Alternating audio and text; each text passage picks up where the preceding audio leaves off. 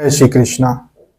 आज जानकारी लेकर आए इस विषय के ऊपर कि क्या तांत्रिक आप लोगों के साथ, कोई भी जैसे महिला साधिकाएं हैं उनके साथ ऐसा कुछ कर सकता है जिसको वो समझ ना पाए। क्या आप किसी तांत्रिक या ऐसे स्थान पे, जैसे आप किसी धाम पे गए, छोटे मोटे, बड़े धामों की बात नहीं कर रहा हूं, छोटे मोटे, जैसे आपके शहर में किसी ने बताया कि वहां पे रहते हैं, वहां पे जाने के बाद जब आप लौट के आए तो क्या सपने में वहां की चीजें दिख रही हैं आपको, वो स्थान दिख रहा है, वो व्यक्ति दिख रहा है?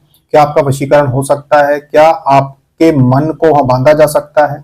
क्या आपके बुद्धि को वहां पे ऐसा बांध सकते हैं कि आप बार बार वहां जाने की शुरुआत हो जाए, आपकी आपका मन करे? क्या आपके साथ कहा जाता है कि जैसे कि स्वप्न में बलात्कार जैसी घटनाएं हो सकती हैं? इसके ऊपर आज जानकारी लेकर आए हैं। साधिकाओं को सावधान करने के लिए, जो लड़कियां हैं, जो महिलाएं हैं, उनको सावधान करने के लिए कि हाँ ये चीजें कैसे काम करती हैं, उस बात को समझो। सबसे पहली बात तो यह है कि किसी भी छोटे मोटे आश्रम की बात करो चाहे बड़े, किसी भी आश्रम में, किसी भी, सब जगह नहीं पर कुछ ऐसे होते हैं, 90 में 100 में से 90 अच्छे हैं, 10% ऐसे होते हैं, या फिर 10% अच्छे होते हैं, 90% ऐसे होते हैं, या आप खुद समझ लो कि क्या कैसा होता है। ऐसे होते हैं जहां पे हर प्रकार की अय्याशी की जाती है, शोषण किया जाता है, जहां पे नशा होता है, गांजा, अफीम, चरस, गांजा, सारी चीजें होती है, जहां पे बड़े बड़े नेता भी जाके उनकी व्यवस्था होती है कि वहां पे उनके नशे की व्यवस्था होती है, गांजा वगैरह वो सारी चीजें व्यवस्थित होती है, लॉकर में रखी होती है कि भाई फलाना नेता, फलाना विधायक, फलाना मंत्री अपने आश्रम में आएंगे, उनके अलग अलग से कमरे होते हैं जहाँ पे वो रुकते हैं, नशा करते हैं, एंजॉय करते हैं, ये सारी चीजें होती हैं। ऐसे कुछ आश्रम हैं। तो ऐसी जगहों पे जब आप जाती हैं तो वहां पर क्या चीज हो, देखिए तांत्रिक जो होते हैं, वास्तविक जिनको क्रियाएं आती हैं, जब भी कोई सुंदर स्त्री कन्या वहां पे उनके यहाँ पर जाती है अपनी समस्या लेकर के, हमें ये समस्या है, हमारे घर में ये समस्या है, हमें हमें दिक्कत है, हमको ठीक कर दें, तो वो क्या करते हैं कि कुछ आप उसी समय कुछ चीजें आपसे लेकर ऐसी क्रिया कर देते हैं आपके ही ऊपर कि आपकी ही बुद्धि में ऐसा प्रेत बिठा देते हैं कि आपको सिवाय उनके आश्रम के और कुछ दिखाई ना दे।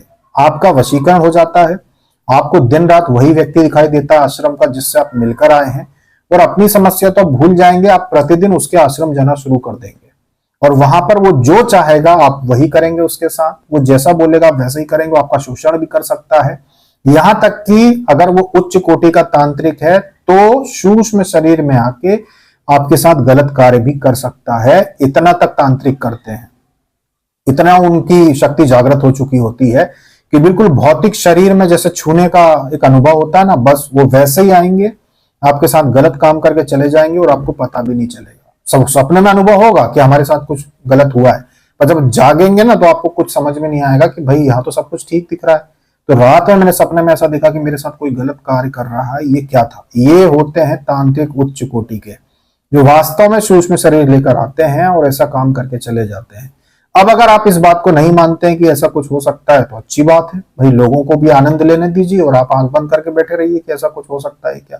ये चीजें तभी होती हैं जब आपके ऊपर व्यक्तिगत रूप से कोई तांत्रिक क्रिया करे जो आपको जानता हो। अनजाने में भी ऐसी चीजें होती हैं पर वो कम होती, ज्यादातर जान पहचान में। तो जब भी आप किसी ऐसे तांत्रिकों के पास जाते हैं अपनी समस्या लेके, तो थोड़ा सोच समझ के जाएं। ऐसी घटनाएं हुई हैं, बहुत सारी ऐसी साधिकाएं इतिहास में रही हैं जिन्होंने बताया कि वो गई किसी स्थान पे कि वहां पे उनका भला होगा, लेकिन वहां पे उन्होंने उनकी कुछ ऐसी चीजें कर दी कि 24 घंटे उनको बस वो वही व्यक्ति, वही आश्रम दिखाई देने लगा कि बस हम रोज वहां पे जाने लगे। फिर वो कहते संबंध बनाने के लिए तो हम मना भी नहीं कर पाए, जैसा उन्होंने किया हमने वैसे ही किया। जब दूसरे स्थान पे एक बार गए, वहां पे जाकर कुछ प्रभाव कम हुआ, तब हम होश में आए कि हम ये क्या कर रहे हैं और वो हमसे क्या करवा रहे हैं। तब फिर हमने इसकी शिकायत की, पुलिस कंप्लेंट की, और सारी कार्रवाई फिर उन लोगों के खिलाफ हुई। लेकिन जब तक हम दूसरे स्थान पे नहीं गए तब तक हम क्या कर रहे थे, इस प्रकार से उन्होंने क्या कर दिया था। तो ये होता है, ये वास्तविकता है।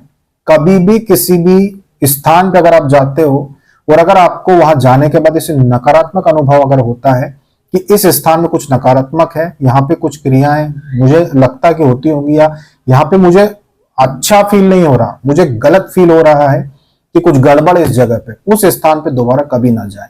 क्योंकि हर महिला हो चाहे पुरुष हो, सब बुद्धिमान होते हैं।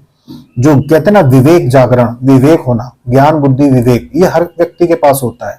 तो किसी भी व्यक्ति से मिलने पर, चाहे वो कोई किसी भी उम्र का हो, चाहे वो काले कपड़े पहनता हो, चाहे भगवा कपड़े पहनता हो, चाहे सफेद कपड़े पहनता हो, चाहे पीले कपड़े पहनता हो, किसी भी कलर के वो वस्त्र पहनता हो, हर साधक या साधिका सामने जब उसको देखते हैं तो वो समझ जाते हैं कि इसके साथ सकारात्मक शक्तियां हैं या नकारात्मक शक्तियां हैं। वो अनुभव आपको हो ही जाता है।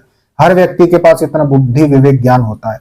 जब भी आपको ऐसा कुछ लगे कि भाई यहाँ गड़बड़ है, हमको तो नकारात्मक भाव आ रहे हैं, वहां के दिए हुए प्रसाद को ना खाएं, वहां से कोई वस्तु घर लेकर ना आए और वहां दोबारा कभी ना जाए। जब भी आपको ऐसा अनुभव हो तो आप काफी चीजों से बच जाएंगे। अन्यथा ऐसे बहुत सारे स्थान है जहां एक बार जो व्यक्ति चला जाए फिर कई वर्षों तक घिसता रहता है, वो उस स्थान पे जाता रहता है, क्योंकि फिर आप एक बार फंस गए तो छोड़ नहीं सकते। और ये वास्तविकता है कि हाँ, तांत्रिक गलत कार्य कर सकते हैं सूक्ष्म शरीर में आकर, ये बिल्कुल सत्यता है। ऐसा कोई सा शहर नहीं है जहां पे ऐसे तांत्रिक ना हो। ये चारों तरफ फैले हुए हैं ऐसी चीजें करने के लिए, और ऐसे ये चीजें आम बात है। जो लोग इन क्षेत्रों में जुड़े हुए उनको पता है, जिनके सामने ऐसी घटना आती रहती हैं, वह इनके साथ ऐसा हुआ, इनके साथ, वो उनको पता है कि ये सब होता रहता है। पर सीधे साधे भोले भाले लोग जो अब इन चीजों के विषय में ज्यादा जानते नहीं है, जिनको लगता है कि सब संत हैं, काले कपड़े वाले भी संत हैं, भगवा कपड़े वाले भी संत हैं, सब संत हैं, जिनको कुछ जानकारी नहीं है इन विषयों पे कि कौन कैसे कपड़े क्यों धारण करता है, कौन कैसा तिलक क्यों लगाता है, वो कहीं भी फंस जाते हैं। तो इन चीजों को लेकर सावधान रहे अपने जीवन में, तो सब कुछ सही रहेगा। अभी तक के लिए इतना ही। जय श्री कृष्ण।